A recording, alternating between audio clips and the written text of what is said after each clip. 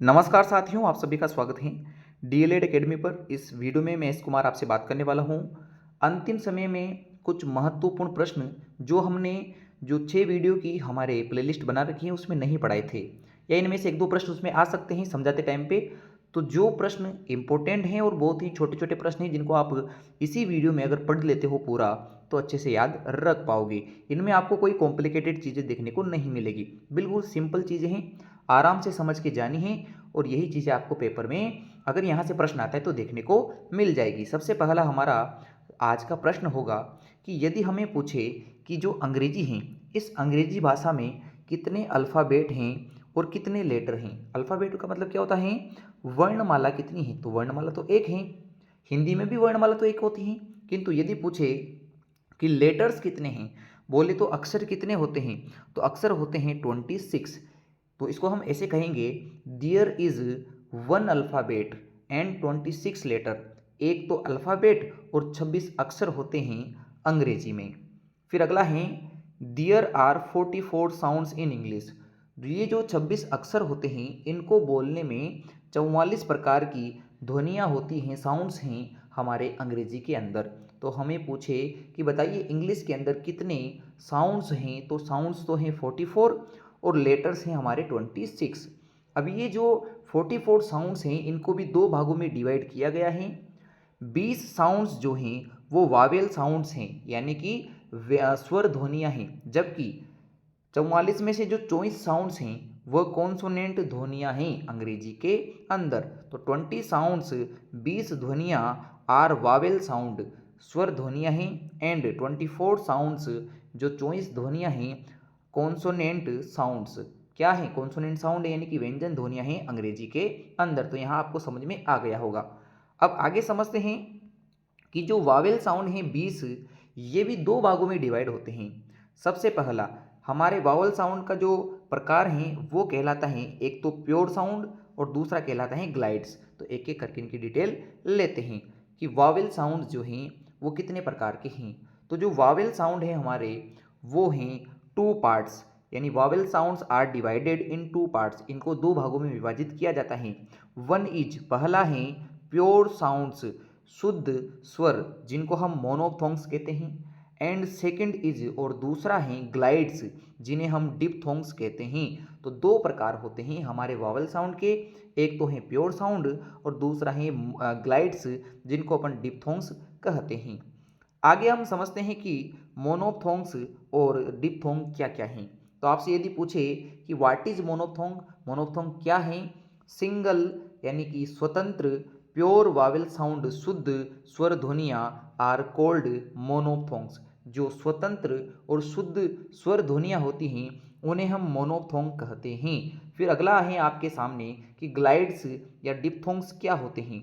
तो हम क्या कहेंगे कि जो स्वतंत्र तो नहीं है, वह एक मिश्रण है, mixture of two vowel sound. दो स्वर ध्वनियों का जो मिश्रण होता है या दो स्वर ध्वनियों का जो कॉम्बिनेशन होता है, जो संयोग होता है, उसे हम ग्लाइड्स या फिर डिप्थोंग कहते हैं। तो डिप्थोंग क्या होगा, diphthong is a mixture of two vowel sound. Diphthong होता है दो स्वर ध्वनियों का मिश्रण।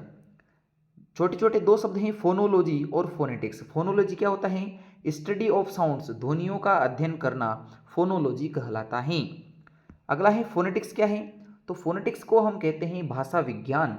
भाषा भाषा स्वर भाषा के अंदर मतलब होता है ध्वनि विज्ञान। तो फोनेटिक्स का मतलब होगा ध्वनि विज्ञान।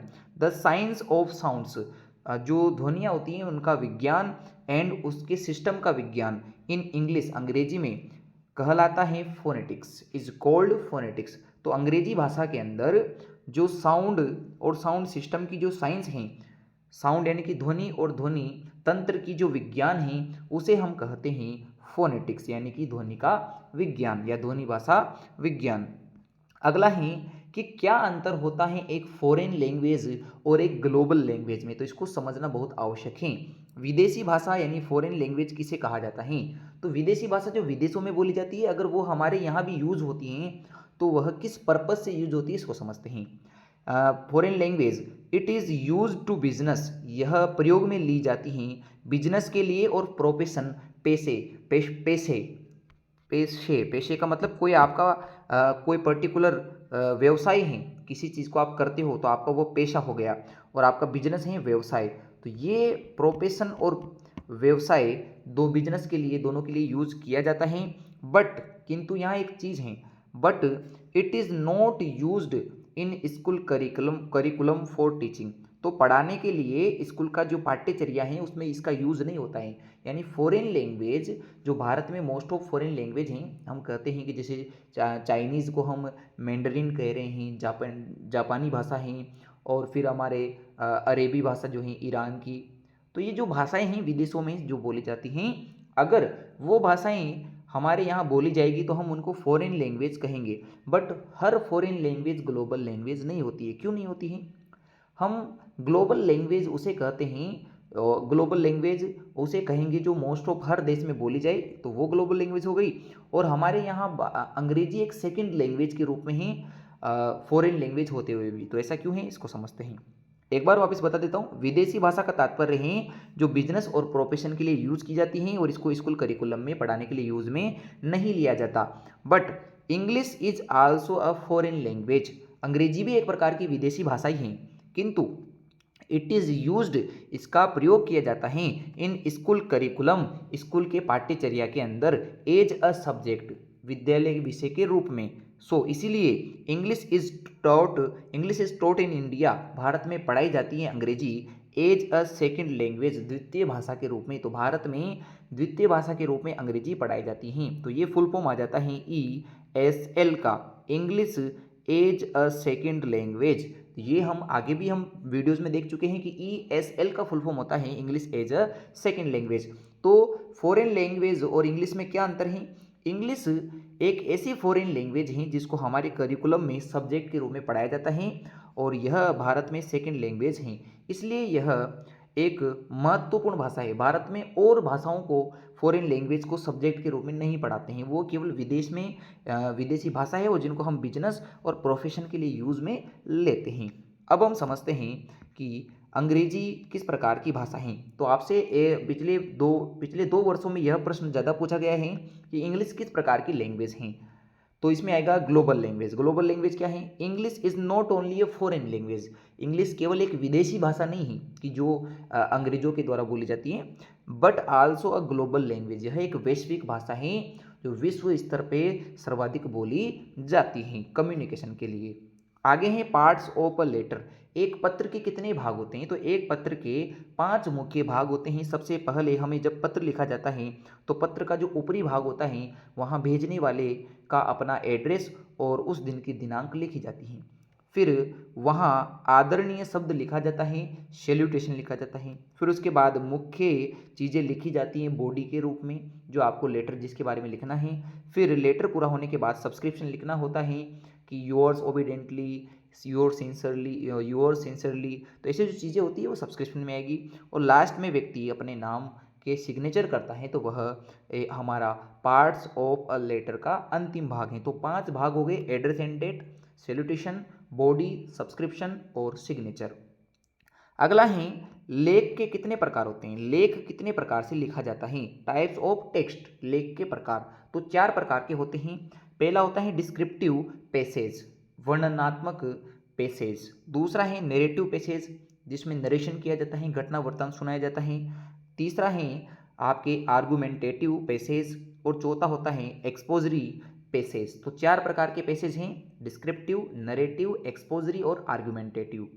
फिर हैं फंक्शंस ऑफ अ लैंग्वेज। एक भाषा के कार्य क्या होते हैं, भाषा का प्रयोग हम क्यों करते हैं। पहला है अपना यहाँ है कि देयर आर 3 फंक्शंस, 3 प्रमुख कार्य होते हैं लैंग्वेज के। पहला है प्रोवाइडिंग इन्फॉर्मेशन यानी कि सूचना को प्रदान करना भाषा का कार्य होता है, कि व्यक्ति को ज्ञान और सूचना जो है भाषा के माध्यम से मिलती हैं। दूसरा है एक्सप्रेशन, हम अभिव्यक्त कर सके अपने आप को, इसलिए हम प्रयोग करते हैं हमारी लैंग्वेज का। तीसरा है डायरेक्शन, किसी को निर्देश देना है, कि कुछ बताना है, कुछ समझाना है, तो उसके लिए भी हम हमारे लैंग्वेज का यानी भाषा का प्रयोग करते हैं। तो प्रोवाइडिंग इन्फॉर्मेशन प्रोवाइड करवाना, एक्सप्रेशन अभिव्यक्त कर पाना, और डायरेक्शन निर्देशन दे पाना, इनके लिए हम यूज़ करते हैं हमारी लैंग्वेज यानी भाषा को।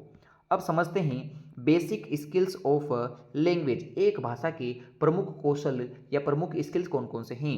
देयर आर 4 बेसिक स्किल, 4 प्रमुख कौशल होते हैं ऑफ अ लैंग्वेज, एक भाषा के अंदर। उनको कहते हैं LSRW। एल का मतलब हुआ लिसनिंग, एस का मतलब हुआ स्पीकिंग, आर का मतलब हुआ रीडिंग और डब्ल्यू का मतलब होता है राइटिंग। लिसनिंग का मतलब श्रवण, स्पीकिंग का मतलब वाचन, रीडिंग का मतलब पठन और राइटिंग का मतलब लेखन। तो 4 कौशल होते हैं किसी भी भाषा के। इनमें से प्राथमिक कौशल होते हैं लिसनिंग, स्पीकिंग और बाद में सिखाए जाने वाले कौशल है रीडिंग और राइटिंग। अब हम समझते हैं कि फ्रेज किसे कहा जाता है। फ्रेज का मतलब होता है वाक्यांश। क्या होता है? वाक्यांश, यानी वाक्य का ही एक अंश है। किंतु चूंकि वाक्य में तो दो से अधिक शब्द होते हैं तो वह तो एक वाक्य है, पर वाक्य का अंश क्या होगा? It is a group. यह एक ग्रुप होता है। फ्रेज क्या होता है? एक ग्रुप होता है ऑफ 2 और मोर देन 2 वर्ड्स, 2 या 2 से अधिक शब्दों का। तो हम कहेंगे कि 2 या 2 से अधिक शब्दों का जो ग्रुप होता है वो फ्रेज कहलाता है। फिर अगला है लिंकिंग वर्ड्स। संयोजक शब्द किसे कहते हैं? तो संयोजक शब्द क्या करते हैं कि किसी वाक्य, किन्हीं 2 शब्दों को किन्हीं 2 छोटे छोटे उपवाक्यों को जोड़ते हैं। इट इज़ यूज्ड, इनका उपयोग होता है या प्रयोग किया जाता है टू ज्वाइन, जोड़ने के लिए, 2 वर्ड्स, 2 शब्दों को, या क्लोजेस, 2 उपवाक्यों को, या फिर 2 वाक्यों को।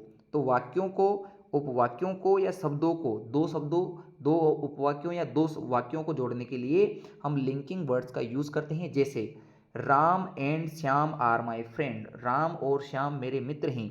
तो राम और श्याम, इन दोनों को जोड़ने के लिए मैंने एंड का प्रयोग किया। तो एंड क्या है यहाँ पे? एंड हमारा लिंकिंग वर्ड्स होगा। फिर अगला है हमारे पास डूइंग वर्ड्स। डूइंग वर्ड्स का मतलब जिनसे कार्य का होना बताया जाता है। तो ये डूइंग वर्ड्स हमारे अंग्रेजी में कहलाती हैं वर्ब्स। जो क्रियाएं होती हैं वह कहलाती हैं डूइंग वर्ड्स, यानी कि verbs are called doing words. Verbs का मतलब जो क्रियाएं होती हैं उनको हम कहेंगे doing words. It is describe, यह बताती हैं the action of the subject, जो सब्जेक्ट यानी कर्ता का जो कर्ता का एक्शन है, जो कर्ता ने जो क्रिया की है, कर्ता का जो कार्य है उसको बताने का कार्य डूइंग वर्ड्स यानी वर्ब करती हैं। जैसे गो जाना, कम आना, प्ले खेलना। जैसे वह खेलता है तो वह यानी कि उसने क्या किया है? उसने खेला है। तो खेलना जो है एक क्रिया है जो एक प्रकार का डूइंग वर्ड कहलाता है। ऐसे ही अगला आता है कि डूइंग वर्ड्स जो होते हैं यानी जो क्रियाएं होती हैं वो कितनी प्रकार की होती हैं। अब आपको ये समझना है कि डूइंग वर्ड क्या होते हैं। तो डूइंग वर्ड का मतलब जिनसे काम को होना बताया जाता है। तो डूइंग वर्ड्स होते हैं 2 टाइप्स के, 2 प्रकार के। पहला होता है ट्रांजिटिव ट्रांजिटिव वर्ब, यानी कि सकर्मक क्रिया। सकर्मक क्रिया क्या होगी? द वर्ब दैट हैज, वह क्रिया जो रखती हैं एक ऑब्जेक्ट, एक कर्म, इज कॉल्ड ट्रांजिटिव वर्ब, जो सकर्मक क्रिया कहलाती हैं। यानी एक ऐसी क्रिया जिसके पास एक कर्म होता है, जो कर्म को साथ में लेकर यूज की जाती हैं, वह ट्रांजिटिव वर्ब कहलाती हैं। उदाहरण के लिए राम राइट्स अ लेटर, तो लिखता है, पर क्या लिखता है? एक पत्र लिखता है। तो लिखने के साथ साथ एक और शब्द आया है अ लेटर। तो ये अ लेटर तो ऑब्जेक्ट है, जबकि राइट लिखना हमारा क्या है? वर्ब है। हमारे पास अगला जो प्रकार होता है उसे कहते हैं इंट्रांसिटिव वर्ब, यानी कि अकर्मक क्रिया। तो ऐसी क्रिया जिसमें क्या नहीं होता है? ऑब्जेक्ट नहीं होता है। The verb that has no object, जिसके पास ऑब्जेक्ट नहीं है, इज कॉल्ड इंट्रांसिटिव वर्ब, अकर्मक क्रिया कहलाती हैं। जैसे कि राम राइट्स, राम लिखता है, बट क्या लिखता है ये नहीं बताया गया, यानी इसके पास क्या नहीं है? इसके पास ऑब्जेक्ट नहीं है। फिर ऐसे ही प्रश्न आता है कि बताओ डिस्क्राइबिंग वर्ड्स क्या होते हैं। तो डिस्क्राइबिंग वर्ड्स का मतलब होता है कि वर्णन करने वाले, किसी की विशेषता बताने वाले, किसी की जगह उसको डिस्क्राइब, वर्णन करने वाले शब्द होंगे। तो एडजेक्टिव जो होते हैं, जो जिसे हम विशेषण कहते हैं और जिसे हम क्रिया विशेषण कहते हैं, एडवर्ब, वह कहलाते हैं डिस्क्राइबिंग वर्ड्स। यानी कि एडजेक्टिव विशेषण एंड एडवर्ब जिसे हम क्रिया विशेषण कहते हैं, वो दोनों कहलाएंगे डिस्क्राइबिंग वर्ड्स। एक उदाहरण से इसे बहुत अच्छे प्रकार से समझते हैं। जैसे आई रन वेरी फास्ट, मैं दौड़ता हूँ बहुत फास्ट। तो फास्ट तो यहाँ पे आपके फास्ट का मतलब तेज, तेज होना किसी की विशेषता है, तो ये तो विशेषण कहलाएगा। और तेज भी कितना है? बहुत ज़्यादा तेज है। तो वेरी, रन यानी भागने को भी बता रहा है कि बहुत तेज भाग रहा है। तो क्रिया की भी विशेषता बता रहा है यहाँ पे वेरी, तो वेरी शब्द होगा यहाँ पे एडवर्ब। तो एडवर्ब और एडजेक्टिव जो होते हैं वो डिस्क्राइबिंग वर्ड्स कहलाते हैं। फिर आपसे पूछे कि बताओ नेमिंग वर्ड्स क्या होते हैं, किसे हम नाम बताने वाले शब्द कहते हैं। तो आपको पता है नाम का मतलब होता है संज्ञा। क्या होता है? संज्ञा। तो जो संज्ञा होती हैं, nouns are called naming words, जो संज्ञाएं होती हैं उन्हें हम कहते हैं naming words. There are 5 types of naming words, 5 प्रकार की संज्ञाएं होती हैं। पहला होता है प्रॉपर नाउन, व्यक्तिवाचक संज्ञा। व्यक्तिवाचक संज्ञा क्या होती है? किसी व्यक्ति का नाम, किसी स्थान का नाम, किसी पदार्थ का इनका नाम। अगर किसी भी चीज़ का कोई नाम रखा गया है तो वह प्रॉपर नाउन कहलाती हैं। जैसे स्थान का नाम है अजमेर, व्यक्ति का नाम है राम श्याम, स्थान का नाम है जयपुर, पुस्तक का नाम है रामायण। तो अगर किसी भी चीज़ का दुनिया में नाम रखा गया है, जैसे मान लो कोई कुत्ता है, कुत्ते का नाम टॉमी रख रखा है, तो टॉमी क्या है? टॉमी एक प्रॉपर नाउन है। जबकि डीओजी डॉग क्या है? कॉमन नाउन है, क्योंकि डॉग तो कोई सा भी हो सकता है। तो जो चीज़ कोई सी भी हो सकती है, अपनी पूरी एक प्रजाति को बताती है, ऐसे शब्दों को हम कॉमन नाउन कहते हैं। जैसे डॉग, केट। अब कौन सी केट है? केट के बारे में बताया गया है कि नहीं बताया गया? बॉय लड़का, लड़का कौन सा है ये नहीं बताया गया है। गर्ल लड़की कौन सी है ये नहीं बताया गया है। तो ये कॉमन नाउन में आती है, यानी कि सब कॉमन जो चीज़ है उनमें से ही एक यह है। एब्स्ट्रैक्ट नाउन का मतलब होता है भाववाचक संज्ञा, जिससे भाव का गुण झलकता है। जैसे पुअर्टी गरीबी। इसके अलावा है स्वीट यानी कि मीठा। सॉर्ड का मतलब होता है, सॉर्ड का मतलब होता है खट्टा। तो सॉर, खट्टा, मीठा, गरीबी, अमीरी, ये जो शब्द होते हैं ये एब्स्ट्रैक्ट नाउन में आते हैं। फिर एक हमारा आता है कलेक्टिव नाउन। इसका मतलब होता है समूहवाचक संज्ञा, जो समूह में बताई जाएगी। जैसे ग्रुप, ग्रुप का मतलब क्या होता है कि ग्रुप में कई सारे व्यक्ति हैं। क्लास, क्लास में कई सारे बच्चे होते हैं। आर्मी, आर्मी में कई सारे सैनिक होते हैं। पुलिस, पुलिस में कई, पुलिस एक खुद जो शब्द हैं वह कलेक्टिव नाउन में आता है, क्योंकि पुलिस कई सारे व्यक्ति या समूह में से एक को बताया जाता है। जो पुलिस में कोई एक व्यक्ति होता है या तो उसको कांस्टेबल कहेंगे या इंस्पेक्टर कहेंगे, पर पुलिस का अर्थ क्या होगा कि पुलिस एक कलेक्टिव ग्रुप होगा।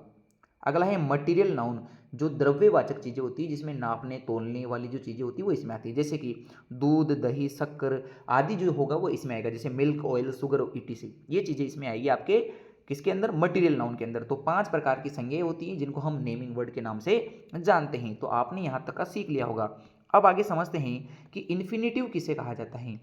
जब हम किसी वाक्य के अंदर टू के साथ वर्ब की फर्स्ट फॉर्म का प्रयोग करते हैं, जब हम किसी वाक्य के अंदर यूज करते हैं टू प्लस वर्ब की फर्स्ट फॉर्म का, तो इसे हम इन्फिनेटिव कहते हैं। यानी टू प्लस वर्ब्स की first form is called infinitive. जैसे he is like, he likes, वह पसंद करता है, टू स्टडी यानी कि पढ़ना, उसे पढ़ना पसंद है। अगला है आई विल लाइक, मैं पसंद करूंगा, टू कुक, भोजन बनाना यानी भोजन पकाना। तो मुझे पसंद होगा क्या? To cook. तो टू के साथ वर्ब की फर्स्ट फॉर्म आ गई, टू के साथ वर्ब की फर्स्ट फॉर्म यहाँ आ गई। तो ये हमारी इन्फिनेटिव कहलाता है। ऐसे ही एक और चीज़ है जिरंड। जिरंड का मतलब होता है प्रेजेंट पार्टिसिपल्स। इसका अर्थ क्या होगा कि यदि हम किसी वाक्य के अंदर वर्ब की फर्स्ट फॉर्म में आईएनजी का प्रयोग करते हैं, या तो वाक्य की शुरुआत में या वाक्य के अंत के आसपास, तो वो चीज़ कहलाती है हमारे प्रेजेंट पार्टिसिपल्स। जैसे the ING form of a main verb, एक मुख्य क्रिया की आईएनजी फॉर्म कहलाती है gerund. Example, smoking is harmful for health, स्वास्थ्य के लिए हानिकारक होती है स्मोकिंग। तो स्मोक का मतलब होता है धुआं, पर स्मोकिंग का मतलब क्या होता है? धूम्रपान। तो ये जो स्मोक में आईएनजी का प्रयोग किया गया है यह हमारी जिरंड फॉर्म या प्रेजेंट पार्टिसिपल्स फॉर्म कहलाएगी। अगला हमारे पास है किसे हम सेंटेंस कहेंगे। वाक्य किसे कहते हैं? तो वाक्य क्या होता है? दो या दो से अधिक शब्दों का ऐसा समूह जिसमें कोई सेंस हो, जिसमें कोई अर्थ निकलता हो, तो वह हमारा वाक्य कहलाता है। अ ग्रुप ऑफ वर्ड, शब्दों का वह समूह, हैविंग सम सेंस, जिसके साथ कोई सेंस बनता हो या उसका कोई मीनिंग हो, इज कॉल्ड कहलाता है सेंटेंस, वाक्य। तो एक शब्दों का समूह जिसमें कोई अर्थ निकल रहा हो या जिसका कोई सेंस बन रहा हो वो वाक्य कहलाएगा। जैसे राम प्लेज फुटबॉल डेली। तो डेली एक शब्द है, फुटबॉल एक शब्द है, प्लेज एक शब्द है और राम एक शब्द है। इन चारों को अगर हम सिस्टमेटिक जमाएंगे, सिस्टमेटिक रखेंगे, तो एक हमारा वाक्य निकलेगा जिसका कोई सेंस बनता है कि राम खेलता है फुटबॉल रोजाना। अगला है काइंड्स ऑफ या काइंड्स या टाइप्स ऑफ राइटिंग, लेखन के प्रकार। लेखन कितने प्रकार के होते हैं? तो लेखन कई प्रकार के होते हैं। There are many types of writing, like लेखन के कई प्रकार हैं। जैसे स्टोरी लिखना यानी कि कहानी लिखना, ऐसे यानी कि आपका निबंध लिखना, लेटर पत्र लिखना, एप्लीकेशन प्रार्थना पत्र लिखना, नोटिस लिखना, पोस्टर बनाना, ईटीसी। तो जो हम लेखन करते हैं, चाहे वो स्टोरी लिखे, पैसेज लिखें, ऐसे लिखे, लेटर लिखें, एप्लीकेशन लिखें, हमारे पोस्टर बनाए, तो ये जो चीज़ें होती हैं वो राइटिंग का ही एक टाइप होती हैं, राइटिंग का एक काइंड होती हैं। इसके बाद समझते हैं कि प्री राइटिंग पैटर्न का क्या फ़ायदा होता है। कि हम बच्चों को जो अक्षर बनाना सिखाते हैं, जैसे एबीसीडी बनाना सिखाते हैं, उससे पहले प्री राइटिंग पैटर्न सिखाते हैं कि इन अक्षरों को बनाने से पहले हमें कुछ कुछ आडी टेढ़ी लाइनें बनाना सिखाना पड़ेगा, बच्चे को एक गोला बनाना सिखाना पड़ेगा। तो ये प्री राइटिंग पैटर्न होते हैं, इनका क्या फ़ायदा होता है, इनका एडवांटेज बताना है। तो ये जो प्री राइटिंग होते हैं, इट हेल्प्स, ये सहायता करते हैं बिगिनर्स यानी कि शुरुआत करने वाले की, टू डेवलप, विकसित करने के लिए, द राइटिंग स्किल, लेखन की कौशल। तो लेखन कौशल को विकसित करने के लिए यह काम में ली जाती हैं। बिफोर, कि सीखने से पहले, लर्निंग, कि क्या किस प्रकार से होगा, हाउ टू राइट लेटर्स, कि किस प्रकार से हम लेटर्स यानी कि अक्षरों को लिखे, अक्षरों को लिखने से पहले जो चीज़ सिखाई जाती हैं लेखन कौशल के लिए, वो कहलाती हैं प्री राइटिंग पैटर्न। अगला है सिलेबल, किसे कहा जाता है। क्या है सिलेबल? सिलेबल का मतलब ये होता है कि हम उस सबसे छोटी ध्वनि इकाई का प्रयोग कर रहे हैं जहां एक स्वर ध्वनि होगी, वह हमारा कहलाएगा सिलेबल। जैसे the smallest unit of a speech, एक भाषण, एक बोले गए शब्द की या एक साउंड की, साउंड सिस्टम की एक ऐसी यूनिट जो कंसिस्ट करती है, जिसमें होता है वन वावेल साउंड, एक स्वर ध्वनि, वह कहलाता है सिलेबल। जैसे आई, आई ई, आई में क्या है कि आपके दो स्वर ध्वनि आ रही है, तो कम से कम एक साउंड साउंड तो होना ही चाहिए। ई वाई ई, ये आई दूसरा है, माई हो गया। तो आपको ऐसा कैसा लिख देना है, अगर आपको याद करने में दिक्कत आ रही है, आपने फोनेटिक्स नहीं पढ़ी है, तो वो फोनेटिक्स का ही एक प्रश्न है कि सिलेबल क्या है। The smallest unit of speech that which consist, जिसमें शामिल होता है अ वावेल साउंड या one Wavell sound, is called syllable. अगला है कॉन्सोनेंट क्लस्टर, क्या होता है। तो कॉन्सोनेंट क्लस्टर क्या होता है कि जब दो व्यंजन ध्वनियों को हम प्रयोग करें और दोनों सेम साउंड का यूज, सेम साउंड दे, दो अलग अलग कॉन्सोनेंट, हम कॉन्सोनेंट का प्रयोग करें और वो एक समान आवाज़ उत्पन्न करे, तो वह कहलाती हैं consonant cluster. When two consonant, जब दो व्यंजन गिव देते हैं वन, ओनली वन साउंड, केवल एक प्रकार की ध्वनि, इज कॉल्ड कॉन्सोनेंट क्लस्टर। अब कुछ कहावतें पुराने पेपरों में पूछी जाती थी, हो सकता है इस बार भी आपको पूछ ले कि दो कहावतें लिखें, राइट टू सेइंग्स। तो आपको मैं तीन कहावतें बता देता हूँ, आप इसमें से पढ़ के जाइए। आप हिंदी भी लिख सकते हैं, ऐसा जैसा मैंने लिख रखा है वैसा। माइट इज राइट, जिसकी लाठी उसकी भैंस, जिसके पास लाठी है उसी की भैंस होगी, यानी माइट इज राइट।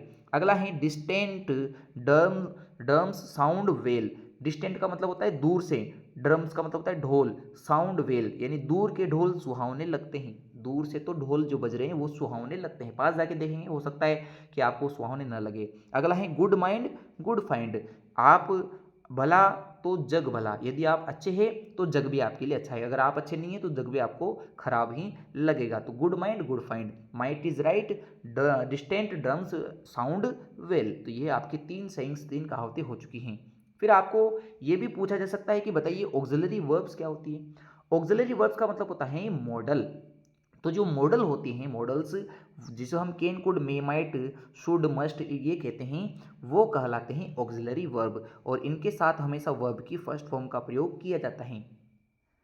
अब देखते हैं अंतिम प्रश्न को।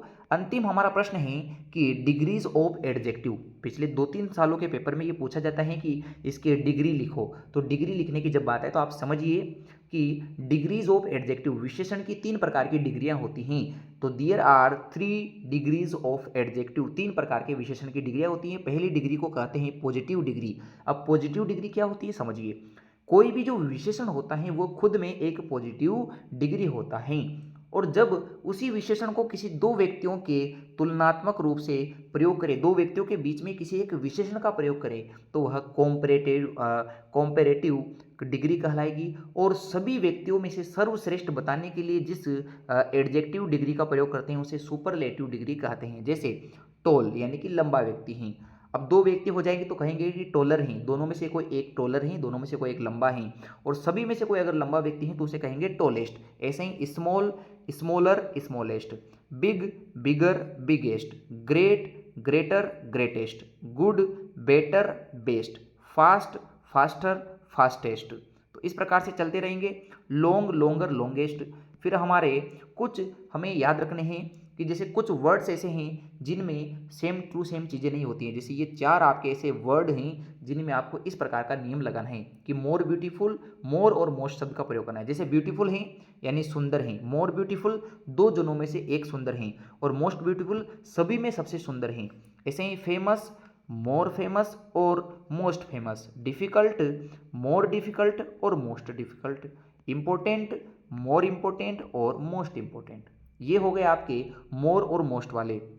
कुछ और वर्ड्स हैं जिसमें आई ई आर और आई ई एस टी का यूज़ होता है। जैसे यहाँ से हम इन शब्दों को देखेंगे जिनमें आई ई एस टी का प्रयोग होता है। जैसे हैप्पी, हैप्पियर आई आर आ गया, और हैप्पीएस्ट आई ई एस टी आ गया। हेवी, भारी, हेवियर थोड़ा ज़्यादा भारी हैं, 2 जनों में से एक भारी हैं, हेवियर आई ई आर और आई ई एस टी का प्रयोग कर दिया। कॉस्टली, कॉस्टलियर और कॉस्टलीस्ट। अगला है एंग्री, एंग्रियर, एंग्रीएस्ट। अब उसके बाद हम ऐसे शब्द देखते हैं जिनमें वापस ई एस टी का प्रयोग होगा। जैसे fine, finer, finest. Wise, wiser, wisest. Able, abler, ablest. Brave, braver, bravest. Bad. अब हमें नीचे के 3 और शब्द याद करने हैं जो ज़्यादा पूछे जाते हैं। जैसे कि बेड की आगे की 2 फॉर्म लिखें, तो बेड का मतलब बुरा, वर्स और वर्स्ट। मच का बनेगा मोर और मोस्ट। लिटिल का बनेगा लेस और लीस्ट। तो ये हमें याद रखना है कि हमारे ये सुपरलेटिव और कॉम्परेटिव डिग्री होती है कुछ अलग अलग वर्ड्स की। तो मैंने ये जो आपको पीडीएफ बनाई है मैं निःशुल्क टेलीग्राम पे आपको प्रोवाइड करवा दूंगा। आप वहाँ से इन जो आपके कॉम्परेटिव और सुपरलेटिव डिग्री हैं जो हमारे पॉजिटिव डिग्री से बनाई जाती है उनको जरूर पढ़ के जाइए, और ये पूरी पीडीएफ आपको निःशुल्क हमारे टेलीग्राम पे प्रोवाइड करवाई जाएगी, जिसका लिंक आपको डिस्क्रिप्शन बॉक्स में दिया हुआ है। तो आज का वीडियो आपको कैसा लगा कमेंट करके ज़रूर बताइएगा।